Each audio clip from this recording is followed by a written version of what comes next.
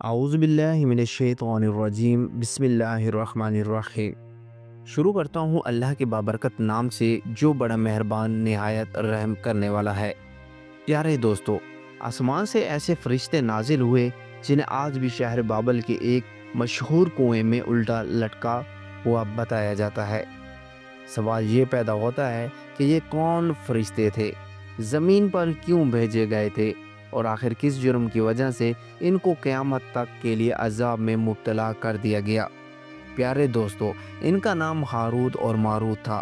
یہ دونوں فرشتے تھے یا جنات، اس بارے میں مختلف روایات ملتی ہیں، اور ساتھ ہی ایک حسین عورت زہرا کا بھی ذکر آتا ہے جسے بعد میں ستارہ بنا دیا گیا۔ ان تمام سوالات کے جوابات جاننے کے لیے آئیے ہم آپ کو قرآن و حدیث کی روشنی میں حقیقت بیان کرتے ہیں۔ پیارے دوستو، بنی اسرائیل کی روایات میں ملتا ہے کہ جب اللہ تعالیٰ نے انسان کو بنایا اور اسے زمین پر خلافت عطا فرمائی تو کچھ لوگ زمین پر گناہوں اور خون ریزی میں لگ گئے۔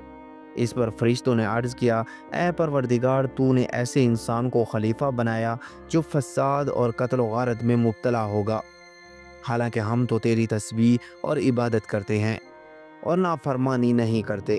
تو اللہ تعالیٰ نے فرمایا، انسان کو غصہ اور شہوت دی گئی ہے اور یہی چیزیں اسے خطاؤں میں ڈال دیتی ہیں۔ اگر یہ صفات تم میں رکھی جائیں تو تم بھی گناہ سے بچ نہ سکو گے۔ فرشتے کہنے لگے، یار اب ہم گناہ کے قریب بھی نہیں جائیں گے۔ تب اللہ تعالیٰ نے فرمایا، اپنے گروہ میں سے 2 فرشتے چن لو۔ چنانچہ ہاروت اور ماروت کو منتخب کیا گیا۔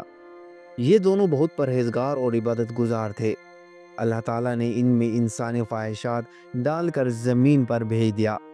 یہ دونوں صبح آتے، شام کو اسم اعظم پڑھ کر آسمان پر واپس چلے جاتے اور زمین پر عدل و انصاف کرتے، یہاں تک کہ بابل میں ان کی شہرت پھیل گئی۔ اس شہر میں زہرا نامی ایک نہایت حسین عورت رہتی تھی جو اپنے حسن کی وجہ سے مشہور تھی، لیکن وہ وفادار بیوی تھی۔ ایک دن ان فرشتوں نے اسے دیکھا اور اس پر دل ہار بیٹھے۔ انہوں نے اس عورت کے سامنے خواہش ظاہر کی تو اس نے کہا، میرا دین تمہارے دین سے الگ ہے۔ اگر تم میری خواہش چاہتے ہو تو پہلے میرا دین قبول کرو اور بتوں کو خدا مانو۔ فرشتوں نے انکار کیا۔ کچھ دن بعد دوبارہ ملاقات ہوئی تو اس نے کہا، میری شرط یہ ہے، یا تو میرے شوہر کو قتل کرو یا شراب پیو یا پھر میرا مذہب اختیار کر لو۔ فرشتوں نے سوچا شراب پینا باقی دونوں گناہوں سے ہلکا ہے۔ یوں انہوں نے شراب پی اور بدکاری پر راضی ہو گئے۔ اس دوران زہرا نے ان سے وہ کلمات پوچھے جن کے ذریعے وہ آسمان پر جاتے تھے۔ فرشتے شہوت کے ہاتھوں مجبور ہو کر اسم اعظم سکھا بیٹھے۔ اس کے بعد انہوں نے گناہ بھی کیا اور عورت کے شوہر کو قتل بھی کر ڈالا، یہاں تک کہ اس کے بت کو بھی سجدہ کر دیا۔ یوں شرک میں مبتلا ہو گئے۔ پھر زہرا نے ان کلمات کو پڑھا اور آسمان کی طرف چلی گئی۔ اللہ نے اسے ستارہ بنا دیا۔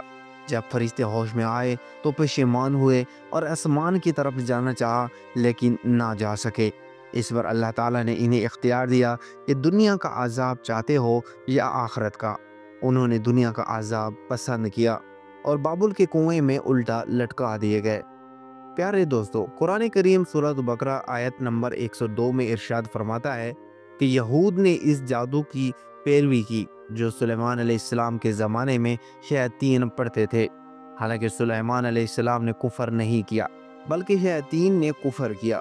وہ لوگوں کو جادو سکھاتے اور اس علم کی پیروی کی جو بابل میں ہاروت اور ماروت پر اتارا گیا، اور یہ دونوں فرشتے کسی کو کچھ نہ سکھاتے جب تک یہ نہ کہتے ہم آزمائش ہیں، کفر نہ کرو، لیکن لوگ وہ سیکھتے جس سے میاں بیوی کے درمیان جدائی ڈالتے، حالانکہ اللہ کے حکم کے بغیر وہ کسی کو نقصان نہ پہنچا سکتے۔ پیارے دوستو، یہ علم اس لیے دیا گیا تاکہ لوگ جادو اور معجزے میں فرق سمجھ سکیں، کیونکہ بابل کے لوگ نبیوں کے معجزوں کو جادو سمجھتے تھے۔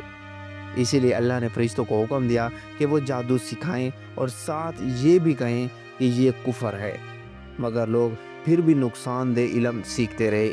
مفسرین فرماتے ہیں کہ جو قصے بنی اسرائیل کے روایات میں ہیں، جیسے زہرا عورت کے ساتھ بدکاری یا قتل، وہ سب بے سند اور ضعیف ہیں، کیونکہ فرشتے گناہوں سے معصوم ہوتے ہیں لہٰذا ہمارا ایمان صرف اسی قدر ہونا چاہیے جتنا قرآن نے بیان فرمایا، باقی سب حکایات ناقابل اعتماد ہیں۔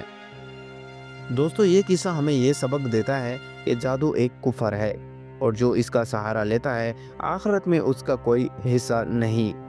اللہ سے دعا ہے کہ ہمیں ایمان پر ثابت قدم رکھنے کی اور گناہوں سے محفوظ رہنے کی توفیق عطا فرمائے، اور حضور صلی اللہ علیہ وسلم کی محبت میں زندگی گزارنے کی توفیق عطا فرمائے۔ اللہ پاک آپ کا اور میرا حامی و ناصر ہو۔ پیارے ناظرین، اللہ تعالیٰ کے 99 ناموں میں سے ایک نام کمنٹ باکس میں ضرور لکھیں۔ ملتے ہیں انشاءاللہ ایک اور نیو اسلامی واقعے کے ساتھ، تب تک کے لیے اللہ حافظ، جزاک اللہ۔